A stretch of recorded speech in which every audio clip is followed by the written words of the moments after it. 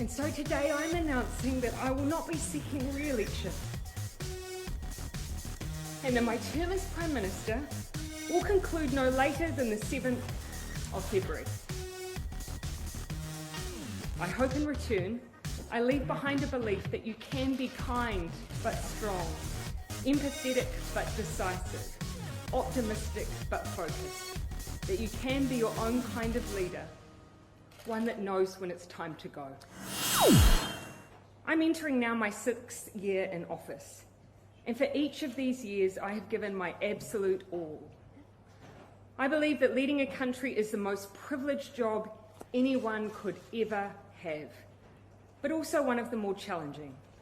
You cannot and should not do it unless you have a full tank, plus a bit in reserve for those unexpected challenges. This summer I had hoped to find a way to prepare not just for another year, but another term, because that is what this year requires. I have not been able to do that.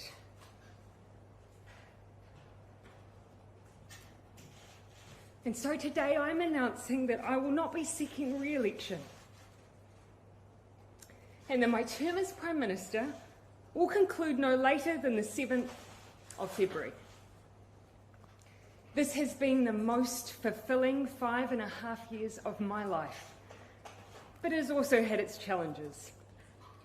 Amongst an agenda focused on housing, child poverty and climate change, we encountered a major biosecurity incursion, a domestic terror event, a major natural disaster, a global pandemic, and an economic crisis.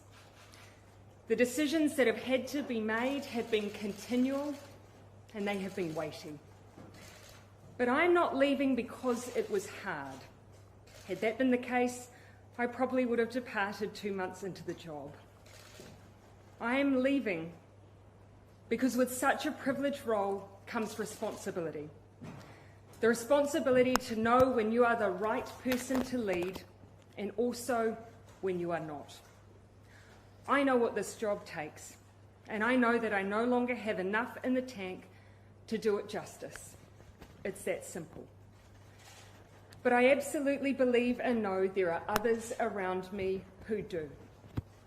We've achieved a huge amount in the last 5 years, and I'm so proud of that. We are in a fundamentally different place on climate change than where we were, with ambitious targets and a plan to achieve them.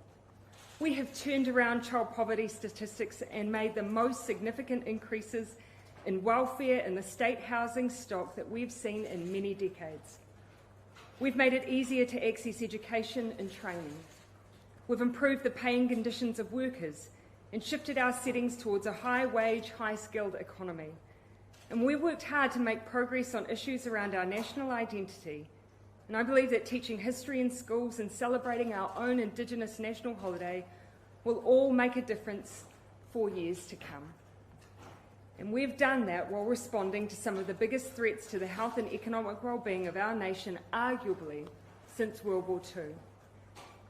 The team that has done all of that, they have been some of the best people I've ever had the privilege of working with, and they are well placed to take us forward as we continue to focus on our economic recovery with one of the strongest economies in the world.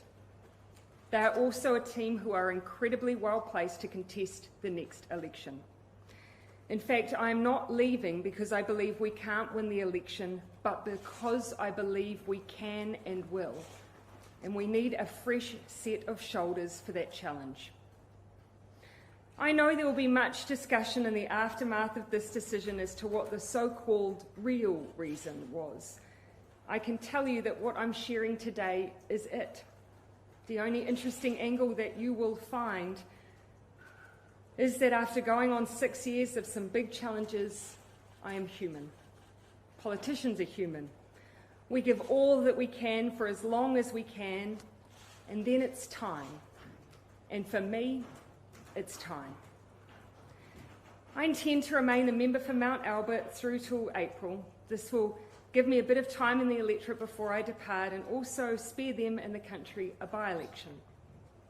Beyond that, I have no plan, no next steps, All I know is that whatever I do, I will try and find ways to keep working for New Zealand, and that I'm looking forward to spending time with my family once again.